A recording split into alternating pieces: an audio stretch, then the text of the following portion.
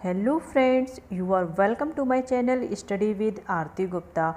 Today's video is related to Charlotte Bronte and the novel is Shirley. The subtitle of this novel is A Tale and the publication of this novel is 1849 and this was her second novel, and this novel was set in Yorkshire during the Industrial Revolution. And friend, this is my third video in which I am going to discuss Charlotte Bronte. Before I have discussed her two novels, and those novels were Violet and the Professor, and just I have given the link of those two videos in the description box. And the most important thing you have to remember is that this novel was published under the pseudonym Curel Bell. So friends, ज़्यादा time waste नहीं करेंगे और आइए देखते हैं कि इस novel में क्या है। इस नॉवल की स्टार्टिंग होती है रॉबर्ट मूर से, जो कि एक मिल ओनर है और इस टाइम पे इसका जो बिज़नेस है वो बहुत ही ज़्यादा सफ़र कर रहा है। सफ़र करने की वजह ये है कि इसका अपने ही लेबर के साथ बहुत ही अच्छा कांटेक्ट नहीं होता है। ये अपने ही लेबर्स के साथ अच्छा रिस्पांस नहीं देता है, उनके साथ अच्छा बिहेव नहीं करता है, जिसकी वजह से इसकी जो मिल है इस टाइम पे सफ़र कर रही है। ये अपनी ही कज़िन जिसका नाम है कैरोलाइन हेलस्टोन, उससे ये बहुत ही ज़्यादा क्लोज़ होता है। और जो इसकी कज़िन है कैरोलाइन हेलस्टोन, वो इस टाइम पे इसके घर आती है और इसकी सिस्टर हॉर्टेंस से फ्रेंच सीखने आती है। जो रॉबर्ट है अपनी ही कज़िन के लिए बहुत ही ज़्यादा अट्रैक्ट होता है, इसकी कज़िन भी अट्रैक्ट होती है, लेकिन रॉबर्ट इसे शादी नहीं कर सकता। शादी इसलिए नहीं कर सकता क्योंकि ये अफोर्ड नहीं करता। ये सोचता है कि मैं भी इस शादी को अफोर्ड नहीं कर पाऊँगा और मैं सिर्फ अपनी खुशी के लिए, अपने प्लेज़र के लिए और अपने लव के लिए मैं अपने बिज़नेस को दांव पे नहीं लगा सकता। सबसे पहले मुझे अपने बिज़नेस को आगे बढ़ाना है। तो ये क्या करता है कि अपने आप को धीरे धीरे अपने ही कज़िन कैरोलाइन से दूर रखने लगता है, मैं डिस्टेंस मेंटेन करने लगता है। कैरोलाइन को भी कुछ टाइम के बाद ये रियलाइज़ होता है कि रॉबर्ट मुझसे डिस्टेंस मेंटेन कर रहा है, तो ये भी कोशिश करती है कि मैं भी उससे दूर रहूं। कैरोलाइन, इसकी जो कज़िन है, वो अपने अंकल के साथ रहती है। इसके अंकल का नाम होता है रेवरेंड हेलस्टोन। इसके अंकल भी इसके लिए बहुत ही ज़्यादा अच्छे नहीं होते हैं। ये चाहती थी कि घर छोड़ के चली जाए, लेकिन इसके पास ना तो पैसा था ना ही कोई सोर्स था, तो इसकी मजबूरी थी कि ये अपने अंकल के पास ही बनी रहे। एक बार ये सोचती है कि क्यों ना मैं गवर्नेंस की जॉब ज्वाइन कर लूँ, जिससे मैं कुछ अपने लिए मनी अर्न कर पाऊँगी।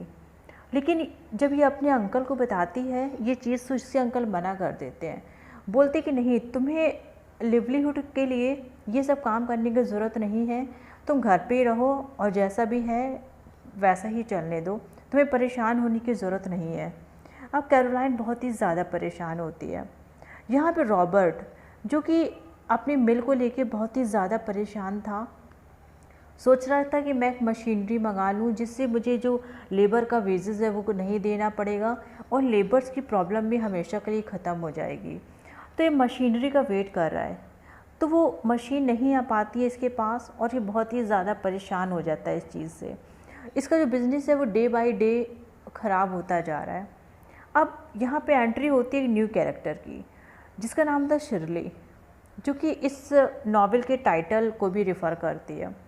शिरली यहाँ पे आती है, जो कि एक बहुत ही इंटेलिजेंट, इंडिपेंडेंट लड़की होती है और हेयरेस भी होती है सारी प्रॉपर्टी की, क्योंकि इसके पेरेंट्स की डेथ हो चुकी है और ये सारी प्रॉपर्टी मीन्स अपनी खुद की प्रॉपर्टी की मालकिन भी होती है। ये अपनी ही गवर्नेंस के साथ रहती है, जिसका नेम होता है मिसेस प्रियोर। ये उनके साथ रहती है, लेकिन ये बहुत ही इंटेलिजेंट होती है, बिज़नेस करने में इसको बहुत ही इंटरेस्ट होता है, मनी को कैसे मुझे इन्वेस्ट करना है, किसकी हेल्प करनी है, किसकी हेल्प नहीं करनी है, everything she knows very well. अब जब कैरोलाइन इससे मिलती है तो यहाँ पे कैरोलाइन को बहुत अच्छा लगने लगता है, वो रिकवरी करती है। रिकवरी का मतलब है कि वो बहुत परेशान रहती थी अपने अंकल के यहाँ। अब जब वो शिरली से मिलती है तो ये दोनों क्लोज़ फ्रेंड हो जाते हैं। और फ्रेंड्स, यही इस नॉवेल की ये दोनों हीरोइंस भी हैं, मीन्स कैरोलाइन एंड शिरली। अब कैरोलाइन शिरली से मिलती है, इनकी फ्रेंडशिप हो जाती है, इनको बहुत अच्छा लगता है। अचानक से एक बार क्या होता है, शिरली के अंकल आंटी, उनकी डॉटर्स और उनका सन और उनके सन का ट्यूटर यहाँ पे आते हैं, मीन्स इंग्लैंड आते हैं। शिरली की जो आंटी का बेटा था उसका ट्यूटर भी उसके साथ आता है, जिसका नाम होता है लुइस मूर। ये लुइस मूर कौन था? ये रॉबर्ट मूर का भाई था। और इस लुइस मूर ने ना, जब ये छोटी थी शिरली, तो इसको पढ़ाया भी था, स्कूल्स में भी पढ़ाया था, तो ये बहुत अच्छा फील करता है। लेकिन ये जो शिरली होती है ये इसको बहुत ज़्यादा रिस्पॉन्स नहीं देती है और इसके साथ अच्छा बिहेव भी नहीं करती है। मीन्स इसको ऐसा लगता था कि नहीं, एवरीथिंग जो भी है ना वो सब मैं ही हूँ। तो जब कैरोलाइन इसका ऐसा नेचर देखती है तो बहुत पजल्ड हो जाती है। वो समझ नहीं पाती है कि एग्जैक्टली शिरली ऐसा बिहेव क्यों कर रही है लुइस के साथ। यहाँ पे लुइस ये सारी चीज़ें याद करता है कि किस तरीके से मैं शिरली को पढ़ाया करता था, मैंने हर चीज़ में इसका साथ दिया। मैं ही एक ऐसा बंदा था जो हर चीज़ में शिरली का साथ देता था। जब भी वो परेशान होती थी, उसको कोई ज़रूरत होती थी तो मेरे पास आती थी। वो अपने पास की चीज़ों को याद कर रहा होता है। और यहाँ पे शिरली है जो वो रॉबर्ट की हेल्प करना चाहती है, क्योंकि रॉबर्ट के काम करने का तरीका उसको बहुत ही पसंद आता है। रॉबर्ट एक अच्छा बिजनेसमैन भी था, बट अपने बैड बिहेवियर की वजह से उसकी मिल इस टाइम सफ़र कर रही थी। ये उसकी हेल्प करती है रॉबर्ट की, और वो ये नहीं चाहती कि लेबर्स हैं स्ट्राइक करें या इसकी मिल पे अटैक करें। तो चाहती थी कि मैं लेबर्स की हेल्प करूं, पुअर पर्सन की हेल्प करूं, इससे कम से कम रॉबर्ट तो सेफ़ रहेगा, इसकी मिल तो सेफ़ रहेगी, कम से कम मेरी हेल्प करने से ये चीज़ें तो उसके साथ नहीं होंगी।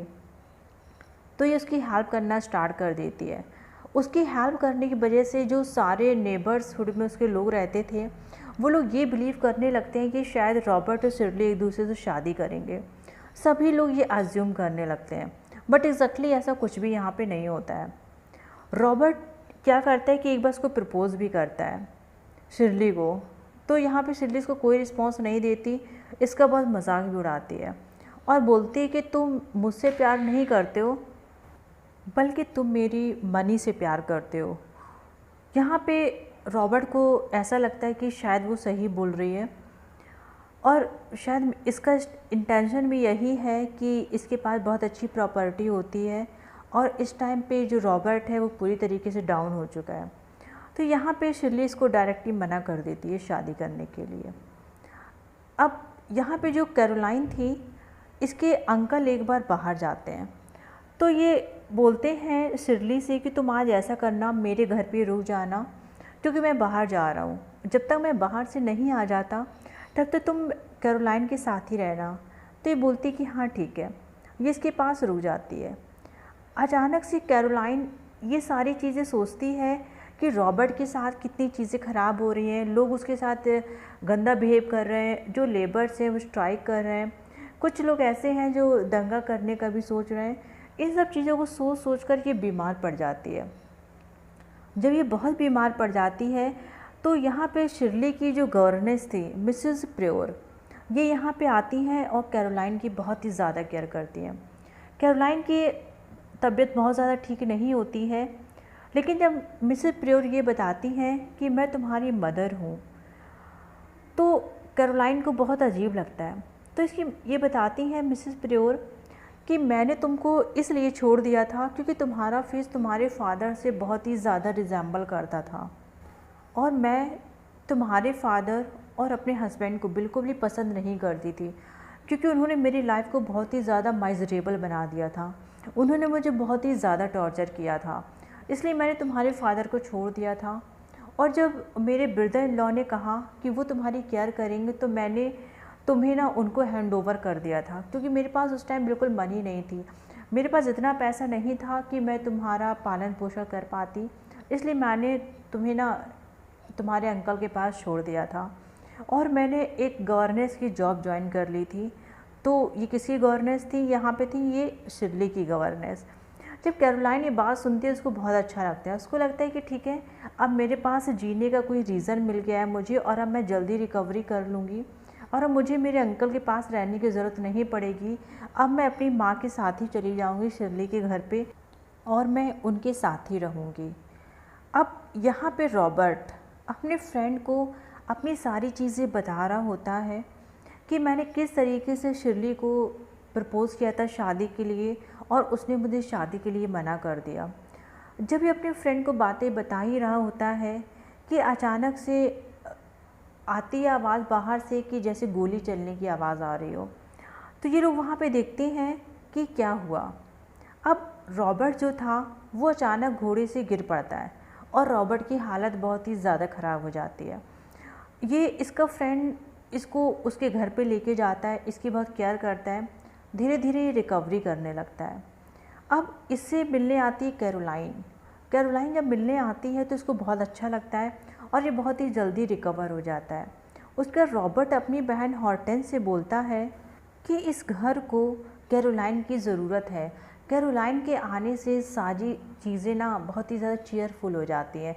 ऐसा लगता है कि इस घर में जान आ गई है। उसके बाद फ्रेंड्स, जो लुइस मूर था, रॉबर्ट मूर का भाई, इसका और शिरली का जो रिलेशन था वो एम्बुलेंट रिलेशन था। मीन्स ना बहुत ज़्यादा अच्छा ना ही बहुत ज़्यादा बुरा, लेकिन लुइस इसको बहुत ही ज़्यादा पसंद करता था। अब जब नॉवेल लास्ट होने वाला है तो यहाँ पे जो लुइस मूर था ये शिरली को प्रपोज़ करता है और शिरली इसके प्रपोज़ल को एक्सेप्ट कर लेती है और शिरली शादी कर लेती है लुइस मूर से। और रॉबर्ट प्रपोज़ करता है कैरोलाइन से। कैरोलाइन इसके प्रपोज़ल को एक्सेप्ट कर लेती है और इन दोनों की शादी हो जाती है। और फ्रेंड्स, यहाँ पे ये नॉवेल ख़त्म हो जाता है। तो आपने देखा रॉबर्ट जो कि पहले से ही उसको लग रहा था कि मैं शादी को अफोर्ड नहीं कर पाऊँगा, मैं कैरोलाइन से शादी नहीं कर पाऊँगा, फाइनली वो कैरोलाइन से ही शादी करता है। और शिरली, जिसकी फीलिंग्स तो लुइस के लिए बहुत ही ज़्यादा अच्छी नहीं थी, हमेशा उससे आर्गुमेंट होता रहता था, फाइनली ये उससे शादी कर लेती है। और फ्रेंड, इस तरीके से नॉवेल यहाँ पे ख़त्म हो जाता है। तो आई एम श्योर कि अब आपको कोई भी डाउट नहीं होगा। तो फ्रेंड्स, आज के वीडियो में बस इतना ही। I will meet you soon with a new video lecture. Till now be safe, keep loving literature and stay tune to Aarti Gupta. Thank you so much.